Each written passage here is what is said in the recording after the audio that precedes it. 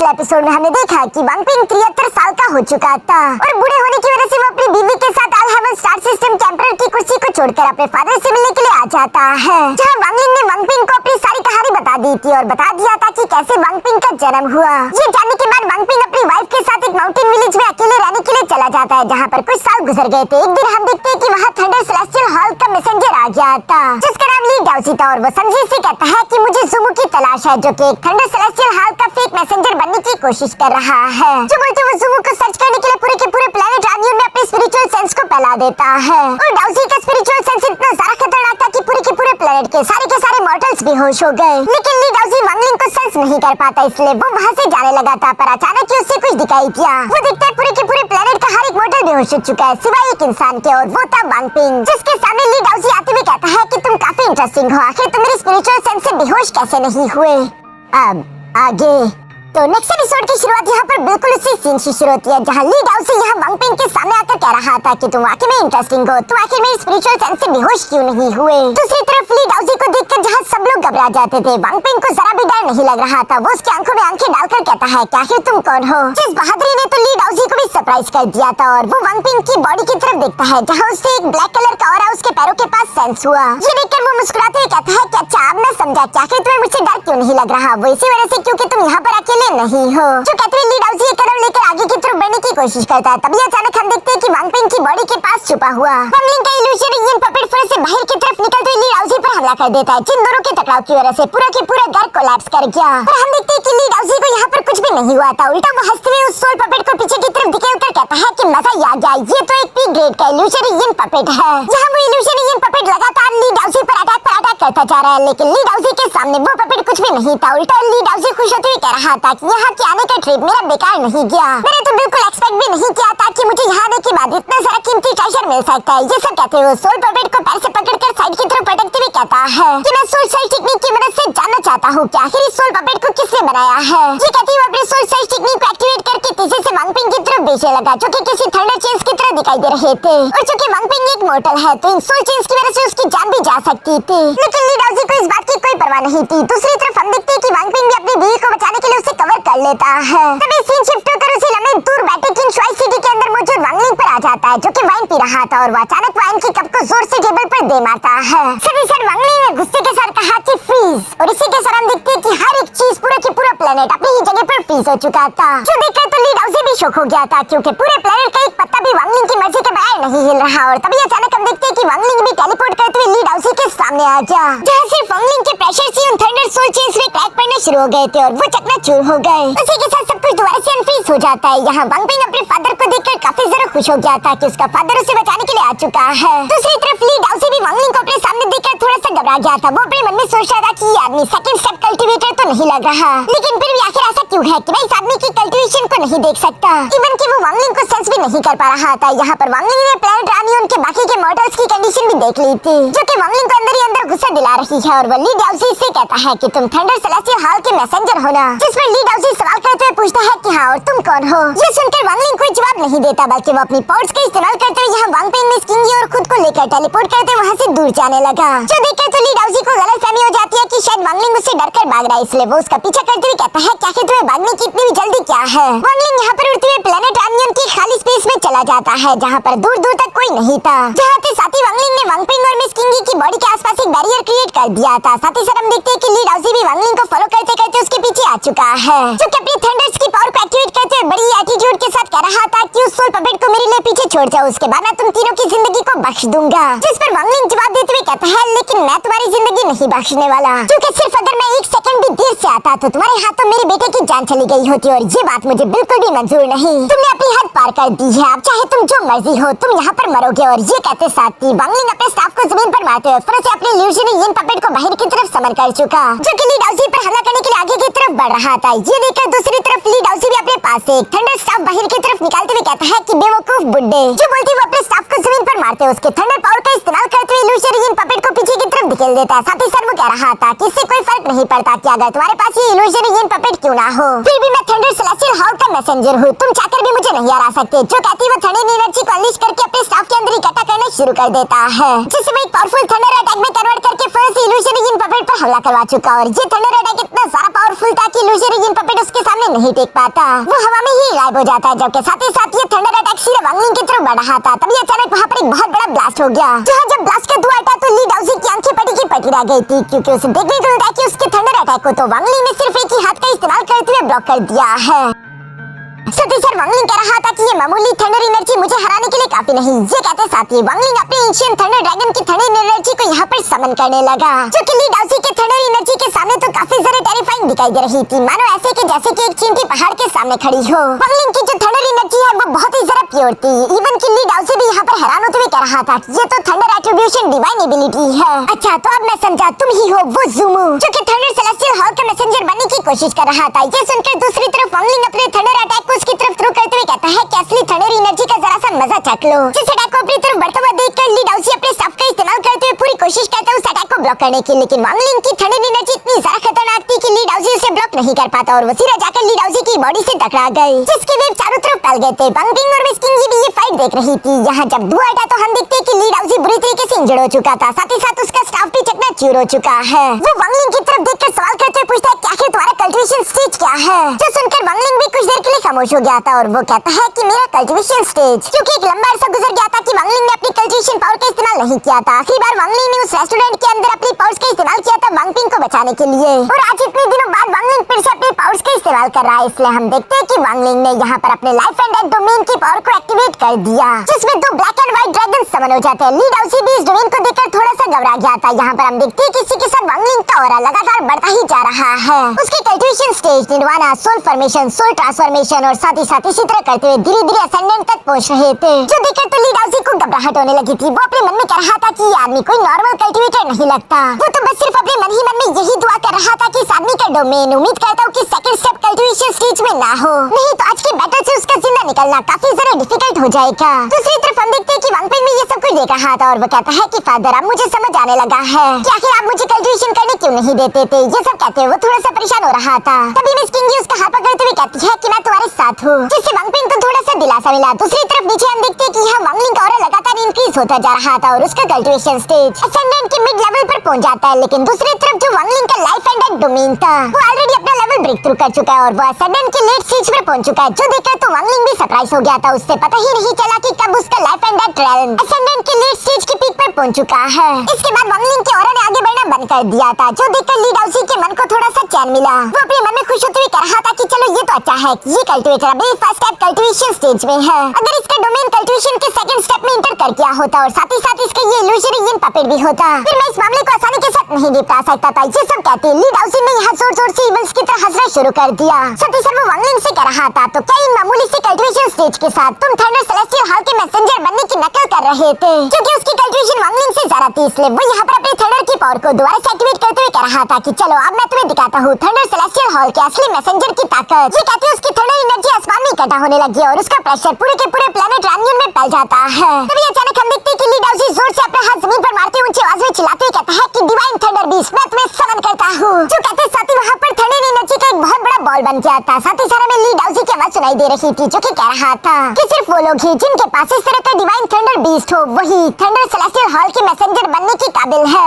जो टाइटल तुमने धोखे से हासिल करने की कोशिश की, इसकी सजा सिर्फ मौत है। सिर्फ तुम नहीं बल्कि तुम्हारा पूरा के पूरा क्लैन आज के दिन खत्म कर दिया जाएगा। ये सब कहते हुए ली डाउजी ने यहाँ पर अपने डिवाइन थंडर बीस्ट को समन कर लिया था, जो कि दिखने में काफी ज्यादा पावरफुल लग रहा है। लेकिन दूसरी तरफ वांगलिंग उसकी तरफ देखकर हंसते हुए मजाक में कहता है कि अभी तक तो तुम्हारी इस थंडर बीस्ट का सीन भी नहीं आया, बल्कि इसे तो तुम्हें थंडर बीस्ट भी नहीं कहना चाहिए। चलो मैं तुम्हें असली डिवाइन थंडर बीस्ट दिखाता हूँ। और ये कहती वांगलिंग ने अपने सिल्वर हॉर्न थंडर बीस्ट को बाहर की तरफ समन करना शुरू कर दिया, जिसका सिर्फ ऑरा ही इतना ज्यादा खतरनाक था कि उसकी वजह से ली डाउजी और साथ ही साथ उस डिवाइन थंडर बीस्ट के दिल में खौफ बैठ गया। वांगलिंग के सिल्वर हॉर्न थंडर बीस्ट को देखकर तो ली डाउजी अपनी जगह पर फ्रीज हो जाता है। दूसरी तरफ हम देखते हैं कि वांगलिंग का सिल्वर हॉर्न थंडर बीस्ट उस मामूली से थंडर बीस्ट पर फिर से हमला कर चुका, जिसकी वो बुरी तरीके से धुलाई करने लगा। ली डाउजी ये सब देखते हुए कह रहा था कि ये तो सिल्वर हॉर्न थंडर बीस्ट है, जो कि हमारे थंडर सेलेस्टियल हॉल के सिर्फ कुछ कोर एल्डर्स के पास ही होता है। आखिर ये इतना कीमती बीस नकारा इंसान के पास कैसे आ जाए? ये तो इसके पास पूरी तरीके से फजूल है। मुझे अब इस आदमी को हर हाल में जान से मारना होगा ताकि मुझे वो सोल पपेट और साथ ही साथ ये सीक्रेट बीस मिल सके।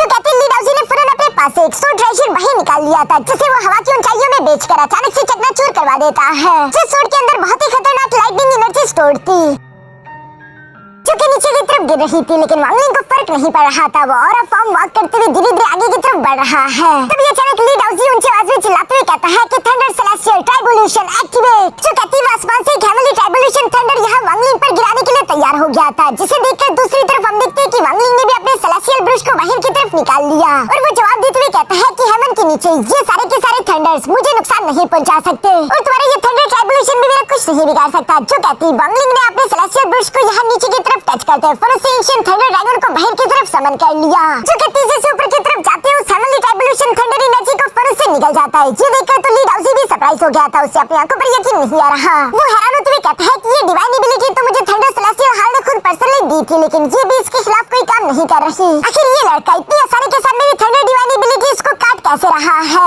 जब तक वो यहाँ पर ये सब कह रहा था तब तक हम देखते हैं कि ऊपर की तरफ एंशिएंट थंडर ड्रैगन ने उसकी स्वॉर्ड के सारे टुकड़ों को जलाकर राख कर दिया, जिसकी वजह से ली डाउजी खून की उल्टियां कर रहा था। और इसके बाद हम देखते हैं कि एंशिएंट थंडर ड्रैगन ने फौरन से एक थंडर अटैक ली डाउजी पर भी चल दिया, जिसे ब्लॉक करने के लिए ली डाउजी ने अपनी सारी ताकत लगा दी थी। इस पावरफुल अटैक को चलने के बाद हम देखते हैं कि वो एंशिएंट थंडर ड्रैगन वापस से वांगलिंग की बॉडी के अंदर जाकर समा गया, जिसकी वजह से वांगलिंग को भी थोड़ा सा बैकलैश झेलने को मिला था। दूसरी तरफ ली डाउजी यहाँ इस अटैक को ब्लॉक करने के बाद अपने मन में कह रहा था कि मेरे फुल पावर अटैक के बावजूद भी मैं इस आदमी को जान से नहीं मार पाया। आखिर ये आदमी है कौन जिसके पास इल्यूजन सोल पपेट भी है? ये सब सोचने के बाद ली डाउजी धीरे-धीरे से वांगलिंग की तरफ बढ़ते उससे कहने लगा कि तुम्हारी ये थंडर डाउ है वो मेरी थंडर पावर से ज्यादा खतरनाक है। इस बात को मैं एक्सेप्ट करता हूँ। अगर हम दोनों की कल्टीवेशन इक्वल होती तब तक मैं यकीनन जान से मारा जा चुका होता, लेकिन अफसोस की बात ये है कि तुम अभी तक सिर्फ एक असेंडेंट स्टेज के कल्टीवेटर हो, जो कि कल्टीवेशन के फर्स्ट स्टेप का स्टेज है, जबकि दूसरी तरफ मैं कल्टीवेशन के सेकंड स्टेप में इंटर कर चुका हूँ। ये कहते ली डाउजी ने अपने इल्यूजन रेल्म की पावर्स को अनलीश करना शुरू कर दिया। साथ ही साथ वो वांगलिंग को बता रहा था कि फर्स्ट स्टेप की चाहे जितनी मर्जी पावरफुल डिवाइन एबिलिटी क्यों ना हो,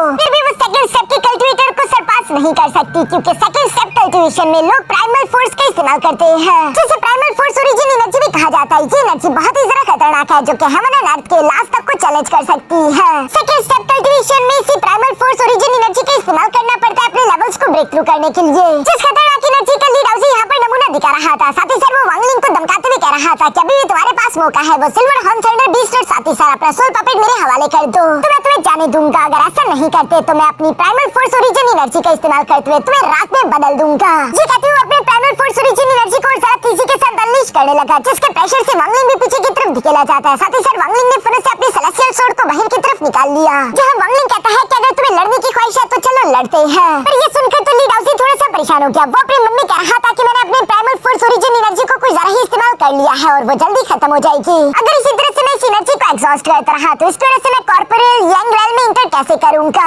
मुझे इस आदमी की कोई ना कोई कमजोरी ढूंढनी होगी, तभी मैं इसे हरा सकता हूँ। ये कहते ही ली डाउजी अपने मन में सोचने लगा कि ज़ू इतना सारा ताकतवर है, फिर भी वो सेकुलेशन में बिल्कुल अलग रहता है एक नॉर्मल इंसान की तरह, जबकि उसने अपने बेटे का बहुत अच्छे से ख्याल रखा। इवन कि उसने अपने इतना पावरफुल सोल पपेट भी अपने बेटे को दे दिया था। जरूर इसकी कोई ना कोई खास वजह होगी। मुझे वांगलिंग की कमजोरी ढूंढना होगी ताकि मैं उसकी डाउ हार्ट को कमजोर करके उसी मौके का फायदा उठाकर उस पर हमला करके उसे जान से मार सकूं। ये सब सोचते हुए यहाँ ली डाउजी वांगपिंग की तरफ देख रहा था, जो देखकर वांगलिंग फौरन से उसके रास्ते में खड़ा हो जाता है, जिस पर ली डाउजी वांगलिंग से कहता है कि आखिर तुम इतने ज्यादा सीरियस क्यों हो? मैं तो बस सिर्फ देखना चाह रहा था तुम्हारे बेटे को, और मैं जानना चाहता हूँ कि क्या इस मॉडल को ये बात मालूम भी है कि वो ऑलरेडी बहुत अरसे पहले ही मर चुका था, ये उसकी असली फिजिकल बॉडी नहीं। जो बात सुनकर तो वांगपिंग भी हैरान होते हुए कहता है कि क्या? यहाँ वांगलिंग को इस बात से बहुत ही ज्यादा गुस्सा आ गया था और वो गुस्से के साथ एक स्लैश अटैक लगाते हुए कहता है कि खामोश हो जाओ। जिस स्लैश अटैक को ली डाउजी ब्लॉक करने लगा, साथ ही साथ वो अपने मन में कह रहा था कि अब मैं समझ गया कि वांगलिंग की कमजोरी उसी का यही इमॉर्टल इंसान बेटा है, सिर्फ इसी से मैं वांगलिंग को कमजोर कर सकता हूँ। ये कहते हुए वो वांगलिंग के साथ फाइट करते हुए साथ ही साथ वांगलिंग से कह रहा था क्योंकि अब उसकी फिजिकल बॉडी एग्जिस्ट नहीं करती, यानी कि वो मर चुका था और तुमने उसकी सोल को जबरदस्ती यहाँ पर रखकर गोल्डन सीक्रेट आर्ट का इस्तेमाल करके उसके लिए दोबारा से फिजिकल बॉडी बनाई और उसकी सोल को तुम बिना उसकी मर्जी के यहाँ इस दुनिया में बांध कर रखे हुए हो। वांगलिंग उसके साथ फाइट करते हुए कह रहा था कि कमीने खामोश हो जा। जो कहते हुए वांगलिंग गुस्से के साथ उसे एक जोरदार पंच करता है, लेकिन ली डाउजी तो दूसरी तरफ फंसते हुए यहाँ पर खुद को थंडर एनर्जी में कन्वर्ट करके कहता है कि तुम्हारी टेक्निक बहुत ही अच्छी है, लेकिन ये मुझे रोक नहीं पाएगी तुम्हारा राज जानने से। जो सब कहते हुए ली डाउजी तेजी से वांगपिंग की तरफ बढ़ने लगा, जहाँ वो सोच रहा था कि मैं वांगपिंग की सोच सी के अंदर जानकर देखूंगा ताकि मुझे जानने को मिल सके कि आखिर ऐसा क्या है इस लड़के में जो कि इतने पावरफुल कल्टीवेटर ने रखा हुआ है। ली डाउजी वांगलिंग के बैरियर को तोड़ते हुए कह रहा था कि वैसे भी ये हेमंस की लॉ के खिलाफ है, तुम किसी मरे हुए को इस तरह से जिंदा नहीं रख सकते।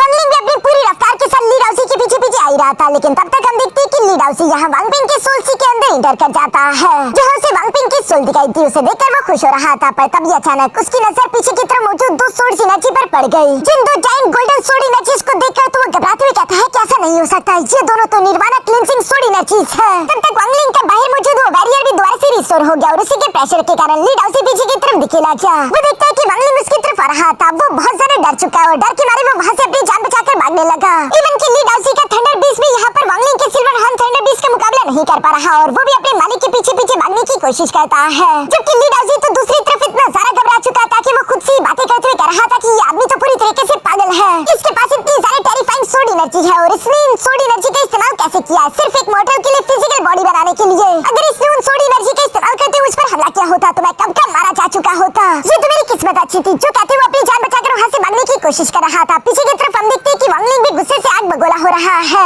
जहाँ पर हम देखते हैं कि इसी गुस्से के साथ वांगलिंग ने एक नई तरह की एनर्जी अपने सोर्ड के अंदर इकट्ठा करते हुए फौरन से यहाँ ली डाउजी पर चल दी। जिस स्लैशर को अपनी तरफ आता हुआ देखकर ली डाउजी भी सरप्राइज हो गया था और वो हैरान होते हुए कहता है कि ये तो primal force origin sword divine ability है, लेकिन आखिर ये कैसे पॉसिबल है? फर्स्ट स्टेप कल्ट्रेशन पर होकर भी ये प्राइमल फोर्स डिवाइन एबिलिटी का इस्तेमाल कैसे कर सकता है? पर अब उस स्लैशर को ब्लॉक भी तो करना था, इसलिए हम देखते हैं कि ली डाउजी अपनी जगह पर रुकते हुए कहता है कि तुमने मुझे मजबूर कर दिया अपने प्राइमल फोर्स के सोर्स को बाहर निकालने के लिए, जो कि एक थंडर कैलिड्रोन था। उसी से ली डाउजी को उसकी प्राइमल फोर्स ओरिजिन एनर्जी मिलती थी। जिस प्राइमल फोर्स थंडर कैलिड्रोन को वो वांगलिंग के स्लैशर की तरफ बेचकर उससे टकरावा देता है। इसकी वजह से वहाँ पर काफी खतरनाक एनर्जी ब्लास्ट हुए, लेकिन उसने वांगलिंग के अटैक को आखिरकार ब्लॉक कर ही लिया था। साथ ही साथ हम देखते हैं कि यहाँ ली डाउजी अब अपने प्राइमल फोर्स सोर्स थंडर कैलिड्रोन को साइज में काफी ज्यादा बड़ा कर देता है, जिसके अंदर वो वांगलिंग को ट्रैप करने लगा। उसका प्रेशर बहुत ही ज्यादा खतरनाक था और वो आखिरकार यहाँ वांगलिंग को उसमें ट्रैप करने में कामयाब हो जाता है। जिसके बाद हम देखते हैं कि ली डाउजी भी यहाँ एक स्पिरिट फॉर्म में कन्वर्ट होते हुए सीधा उस कैलिड्रोन के अंदर जाकर समा गया। साथ ही साथ हम देखते हैं कि उसका थंडर बीस्ट भी सिल्वर हॉर्न थंडर बीस्ट से अपनी जान बचाते बचाते फौरन से जाकर उस थंडर कैलिड्रोन के अंदर समा गया। इसके बाद यहाँ वांगलिंग को ली डाउजी की आवाज सुनाई देती है, जो कि वांगलिंग से कह रहा था कि ज़ूमू, चलो अब हम दोनों ही इस थंडर कैलिड्रोन के अंदर है, देखते हैं कि मेरी इस थंडर कैलिड्रोन के अंदर तुम सरवाइव करते हो या फिर मैं। जो कहते ली डाउजी ऊंची आवाज में चिल्लाते हुए कहता है रिफाइन। इसी के साथ हम देखते हैं कि कैलिड्रोन के आसमान से आग बरसकर नीचे की तरफ आने लगी। ये फिल्म बहुत ही ज्यादा खतरनाक थी, जो कि अपने अंदर मौजूद हर एक चीज को रिफाइन कर सकती है। वांगलिंग भी ये देखकर अपने सेलेस्टियल सोर्ड के स्लैशर एक्स का इस्तेमाल करते उस कैलिड्रोन के वॉल को ब्रेक करने की कोशिश करता है। इवन कि वांगलिंग का इल्यूजन इन पब्लिक भी बाहर की तरफ आते उस थंडर कैलिड्रोन के वॉल पर पंचेस करते उसमें क्रैक्स लाने शुरू कर चुका, लेकिन वांगलिंग देखता है कि इसका कोई फायदा नहीं हो रहा था, क्योंकि वो क्रैक्स दोबारा से रिकवर हो जाते थे। दूसरी तरफ वांगलिंग का सिल्वर हॉर्न थंडर बीस्ट भी उस थंडर कैलिड्रोन को ब्रेक नहीं कर पा रहा था, इसलिए हम देखते हैं कि वांगलिंग यहाँ पर अपने गॉड शूटिंग चैरियट के तीसरे सील को अनलॉक करने लगा, जिस वजह से वांगलिंग के सिल्वर हॉर्न थंडर बीस्ट की ताकत और सारा बढ़ जाएगी। पर वांगलिंग जब यहाँ हेड साइंस बनाते हुए ये सब कर रहा था, तो दूसरी तरफ ली डाउजी उन रून्स को देखते हुए हैरान होकर कह रहा था कि आखिर ये वांगलिंग क्या कर रहा है? इसकी बॉडी के आसपास मौजूद इन रून्स को देखकर आखिर मेरा दिल और दिमाग इतना सारा पैनिक क्यों कर रहा है? ली डाउजी अब ये सब कह ही रहा था कि तभी अचानक वांगलिंग ऊंची आवाज में चिल्लाते हुए कहता है God shooting chariot third seal unlock. जो कहते साथ ही अचानक से हम देखते हैं कि वांगलिंग के सिल्वर हॉर्न थंडर बीस्ट की एनर्जी बढ़ने लगी। उसकी थंडर पावर और साथ ही साथ उसका साइज बढ़ता जा रहा था। इवन कि सिल्वर हॉर्न थंडर बीस्ट का सिंग भी साइज में काफी ज्यादा लंबा हो जाता है। जो देखकर तो ली डाउजी घबराते हुए कहता है कि ये नहीं हो सकता, ये इम्पॉसिबल है, आखिर ये किस तरह का थंडर बीस्ट है? ये सब कहते हुए अपने डिवाइन थंडर बीस्ट को यहाँ समन कर लेता है फाइट करने के लिए, लेकिन दूसरी तरफ वो डिवाइन थंडर बीस्ट तो इस सिल्वर हॉर्न थंडर बीस्ट को अपने सामने देखकर घबराते हुए फौरन से उसके सामने झुककर हार मान चुका था, जैसे कि वो ज्यादा फाइट नहीं करना चाहता। दूसरी तरफ हम देखते हैं कि सिल्वर हॉर्न थंडर बीस्ट भी अपने मुंह के अंदर आसपास की एनर्जी को इकट्ठा करते हुए एक पावरफुल ब्रेथ के साथ फौरन से उस थंडर कैलिड्रोन के वॉल पर हमला कर देता है, जिसकी वजह से उस थंडर कैलिड्रोन के वॉल पर बहुत सारी क्रैक आ चुके थे।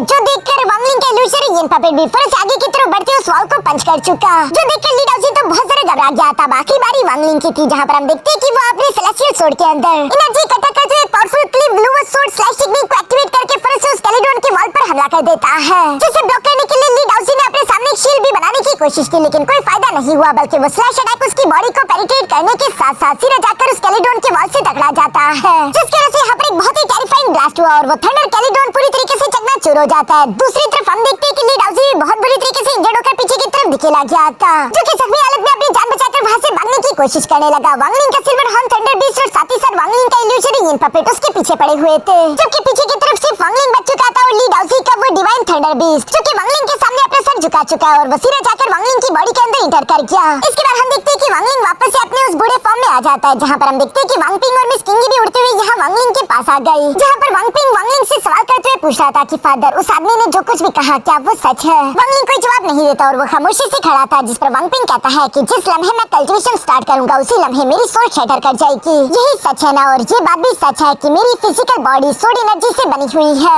मतलब मैं बहुत अरसे पहले ही मर चुका था। ये सुनकर मिस किंगी तो इमोशनल होकर रोने लगी। वांगलिंग दूसरी तरफ वांगपिंग की तरफ पलटते उससे कहता है कि नहीं, ऐसा नहीं है, तुम नहीं मरे बल्कि तुम ही हो। वांगपिंग तो अंदर से पूरी तरीके से टूट चुका था। वो अपने फादर से कहता है कि आपने मुझे सिखाया था कि अगर मेरे सामने पहाड़ आ जाए तो मैं उसे चढ़कर पार करूं, और अगर मेरे सामने समंदर आ जाए तो मैं उसे तैरकर पार करूं, लेकिन रुको नहीं। चाहे फिर मेरे सामने हेवन एंड अर्थ ही क्यों ना हो, मैं कभी भी किसी के सामने झुकूं नहीं। असल में अगर सच कहूं तो मैं बहुत अरसे पहले ही अपने सवालों के जवाब जान चुका था, लेकिन कभी मुझ में इतनी हिम्मत नहीं हुई कि मैं उनका सामना कर सकूं। मैं कभी कल्टीवेशन नहीं कर सकता, मेरे बच्चे नहीं हो सकते थे। 70 साल हो गए लेकिन मैं कभी बीमार नहीं हुआ और ना मुझे कभी थकन महसूस हुई। अब मुझे ये भी समझ आ गया कि जब मैं छोटा हुआ करता था तो अक्सर मुझे एक ऐसी दुनिया के ख्वाब आते थे जिस दुनिया में मेरे सामने 2 गोल्डन सोर्स हुआ करते थे, और अब मैं समझ चुका कि वो मेरा ही सोल सी है। वो आदमी सच कह रहा था। यहाँ पर वांगपिंग का समय पूरा हो चुका था, इसलिए हम देखते हैं कि वांगपिंग की बॉडी के अंदर से गोल्डन एनर्जी अनलीश हो रही थी। वांगपिंग पीछे की तरफ पलटते हुए कहता है कि मैं यानी कि वांगपिंग की कोई भी मां नहीं, लेकिन फिर भी मैं खुशनसीब हूँ कि इस दुनिया में मुझे मेरा बाप मिला और मेरे साथ मेरी बीवी मिस किंगी खड़ी थी। मिस किंगी तो ये सब सुनकर इमोशनल होकर फूट-फूट कर रो रही थी। दूसरी तरफ वांगपिंग वांगलिंग से कह रहा था कि आपने इस बात को मुझसे 70 साल तक इसलिए छुपा कर रखा था कि मैं एक अच्छी जिंदगी गुजार सकूं। मैं जानता हूँ कि आप मुझसे बहुत ज्यादा प्यार करते हैं और इसके लिए मैं आपका शुक्रिया अदा करता हूँ। साथ ही साथ वो यहाँ पर अपनी वाइफ मिस किंगी से कहने लगा कि अगर कोई दूसरा जन्म हुआ तो मैं तुम्हारे लिए वापस आऊंगा और तुम्हें ढूंढ लूंगा। ये सुनकर मिस किंगी फौरन से वांगपिंग के गले लग जाती है और वो रोते हुए कहती है कि वांगपिंग, मैं तुमसे अलग होना नहीं चाहती। ये कहते हुए जहाँ मिस किंगी रो रही थी, दूसरी तरफ वांगपिंग के आंखों में आंसू नहीं थे,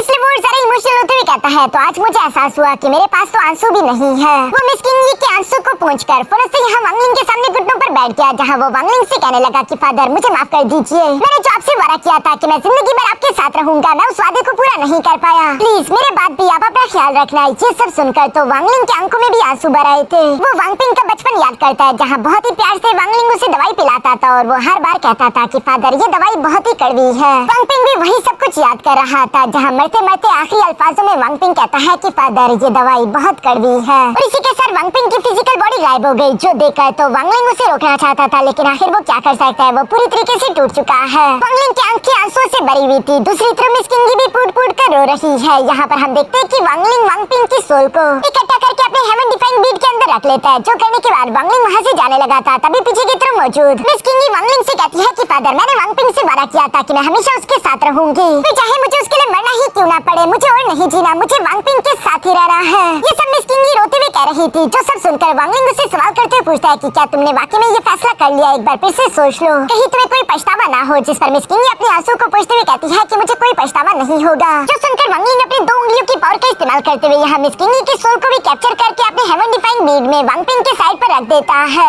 वांगलिंग का दिल इस वक्त बहुत ही उदास था। वो वांगपिंग के साथ गुजारी हुई अपनी सारी जिंदगी को याद करने लगा। वांगलिंग हर एक चीज को रिवर्स में याद करता है, वांगपिंग के मरने से शुरुआत लेकर पीछे की तरफ चलते चलते हुए वांगपिंग के बचपन की तरफ बढ़ते हुए आखिरकार उस समय पर आ जाता है जहाँ वांगपिंग की पहली बार वांगलिंग से मुलाकात हुई। जब वांगपिंग ने वांगलिंग के हाथ पर काट लिया था और वांगलिंग ने उससे कहा था कि तुम रिजल्ट एनर्जी से बने हुए हो, तुम्हें मरने के लिए बनाया क्या है, लेकिन मैं तुम्हें एक नई जिंदगी दूंगा। मोटर रल में बेचकर तुम एक इंसान की जिंदगी गुजारोगे, वो जिंदगी सिर्फ तुम्हारी होगी, उस जिंदगी पर तुम्हारा हक होगा। वांगलिंग बेशक वांगपिंग को खोकर दुखी जरूर था, लेकिन वो जानता था कि ये दिन एक न एक दिन जरूर आएगा, और वैसे भी किस्मत से कौन ही भाग सकता है, जो बोओगे वही तो काटोगे। ये सब सोचने के बाद हम देखते हैं कि वांगलिंग यहाँ पर अपनी ओरिजिनल फॉर्म में आने लगा, जहाँ पर वो एक कदम लेकर आगे की तरफ बढ़ता है। अचानक से हम देखते हैं कि वांगलिंग की बॉडी के अंदर लाइफ एंड डेथ डोमेन के अलावा एक और दूसरा डोमेन बनने लगा था, जहाँ पर वांगलिंग कह रहा था कि लाइफ एंड डेथ डोमेन से भी ऊपर होता है कर्मा डोमेन, और वांगलिंग की बॉडी के अंदर जो सेकंड डोमेन बना है वो यही है कर्मा डोमेन, जिसे काज एंड इफेक्ट डोमेन भी कहा जाता है। और यहाँ इसी सीन के साथ हमारा ये एपिसोड यहीं पर खत्म हो गया।